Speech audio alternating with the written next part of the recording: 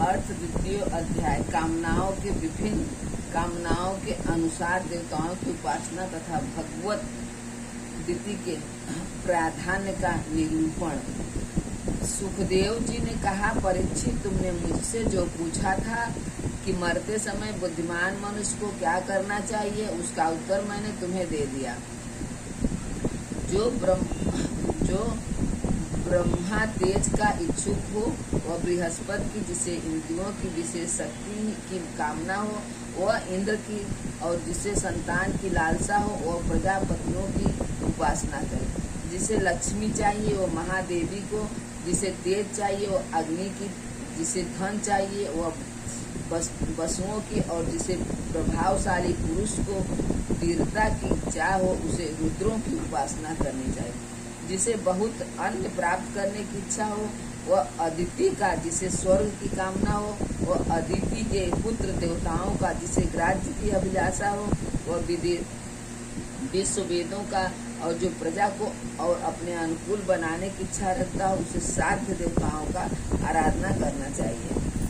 आयु की इच्छा से अश्विनी कुमारों का, वृष्टि की इच्छा से पृथ्वी का, और प्रतिष्ठा की चाह हो तो लोक माता पृथ्वी और ध्रुव आकाश का सेवन करना चाहिए।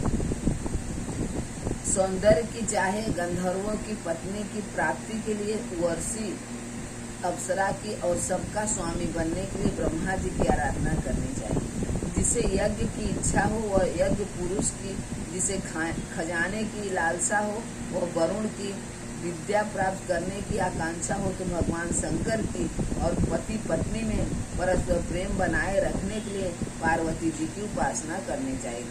धर्म उपार्जन करने के लिए विष्णु भगवान की, वन परंपरा की रक्षा के लिए पितरों की, बाधाओं से बचने के लिए यक्षों की, और बलवान होने के लिए मरुद गणों की आराधना करनी चाहिए। राज्यों के लिए मनवंतरी के अधिपति देवों को, अभिचारक के लिए नित्यष्टि को, भोगों के लिए चंद्रमा को, और निष्कामता प्राप्त करने के लिए परम पुरुष नारायण को भजना चाहिए। और जो बुद्धिमान पुरुष हैं वह चाहे निष्काम हो, समस्त कामनाओं से युक्त हो, अथवा मोक्ष चाहता हो, उसे तो प्रिय भक्ति योग के द्वारा केवल पुरुषोत्तम भगवान की आराधना करनी चाहिए। जितने भी उपासक हैं उनका सबसे बड़ा हित इसी में है कि वे भगवान के प्रेमी भक्तों का संग करके भगवान में अविचल प्रेम प्राप्त कर लें।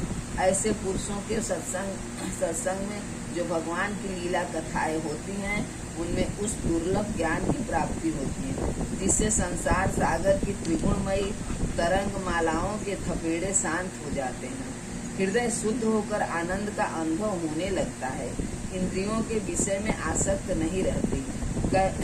कैवल्य मोक्ष का सर्वसंपन्न मार्ग भक्ति योग प्राप्त हो जाता है। भगवान की ऐसी रसमयी कथाओं का चस्का लग जाने पर भला कौन ऐसा है जो उनमें प्रेम न करे। सौनक जी ने कहा, सूत जी, राजा परीक्षित ने सुखदेव जी की यह बात सुनकर उनसे और क्या पूछा। वे तो सर्वज्ञ होने के साथ ही साथ मधुर वर्णन करने में भी बड़े निपुण थे।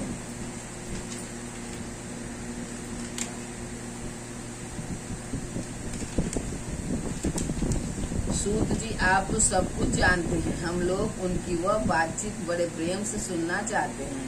आप कृपा करके अवश्य सुनाइए, क्योंकि संतों की सभा में ऐसी ही बातें होती हैं जिनका परिवासना भगवान की रसमयी लीला कथा में ही होती है। पांडुनंदन महारथी राजा परीक्षित बड़े भगवत थे। बाल्यावस्था में खिलौने से खेलते समय भी श्री कृष्ण लीला का ही रस लेते थे। भगवानमय श्री सुखदेव जी भी जन्म से ही भगवत परायण हैं। ऐसे संतों के सत्संग में भगवान के मंगलमय गुणों की दिव्य चर्चा अवश्य ही हुई होगी, जिसका समय भगवान श्री कृष्ण के गुरु के गान अथवा श्रवण में व्यतीत हो रहा है, उसके अतिरिक्त सभी मनुष्यों की आयु व्यर्थ जा रही है। ये भगवान सूर्य प्रतिदिन अपने उदय और अस्त में उनकी आयु छीनते जा रहे हैं। क्या वृक्ष नहीं जीते? क्या लुहार की धौकनी सांस नहीं लेती? गांव के अन्य पालतू पशु क्या मनुष्य पशु की तरह खाते पीते या मैथुन नहीं करते? जिसके कान में भगवान श्री कृष्ण की लीला कथा कभी नहीं पड़ी, वह नर पशु कुत्ते, ग्रामस, सूकर, ऊंट और गधे से भी गया बीता है। सूत जी, जो मनुष्य भगवान श्री कृष्ण की कथा कभी नहीं सुनता, उसके कान बील के समान हैं।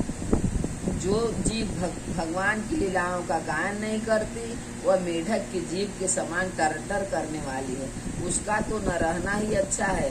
जो सिर कभी भगवान श्री कृष्ण के चरणों में झुकता नहीं, वह रेशमी वस्त्र से सुसज्जित और मुकुट से युक्त होने पर भी बोझ मात्र ही है। जो हाथ भगवान की सेवा पूजा नहीं करते, वे सोने के कंगन से भूषित होने पर भी मुर्दों के हाथ हैं। जो आंखें भगवान की याद दिलाने वाली मूर्ति, तीर्थ, नदी याद का दर्शन नहीं करती, वे मोरों के पंखे में बने हुए आंखों के चीह के समान निरर्थक हैं। मनुष्यों के वे पैर चलने की शक्ति रखने पर भी मनुष्य के पैर रखने पर भी न चलने वाले पेड़ों जैसे ही हैं, जो भगवान की लीला स्थलियों की यात्रा नहीं करते। जिस मनुष्य ने भगवत प्रेमी संतों के चरणों की धूल कभी सिर पर नहीं चढ़ाई, वह जीता हुआ भी मुर्दा है। जिस मनुष्य ने भगवान के चरणों पर चढ़ी हुई तुलसी की सुगंध लेकर उसकी सराहना नहीं की, वह श्वास लेता हुआ भी श्वास रहित है। सूत जी, वह हृदय नहीं लोहा है जो भगवान के मंगलमय नामों का श्रवण कीर्तन करने पर भी पिघलकर उन्हीं की ओर बन नहीं जाता। जिस समय हृदय पिघल जाता है, उस समय नेत्रों में आंसू छलकने लगते हैं और शरीर का रोम रोम खिल उठता है। प्रिय सूत जी, आपकी वाणी हमारे हृदय को मधुरता से भर देती है। इसलिए भगवान के परम भक्त आत्मविद्या विशारद श्री सुखदेव जी ने परीक्षित के सुंदर प्रश्न करने पर जो कुछ कहा, वह संवाद आप कृपा करके हम लोगों को सुनाइए। द्वितीय स्कंद अर्थ चतुर्थो अध्याय समाप्त।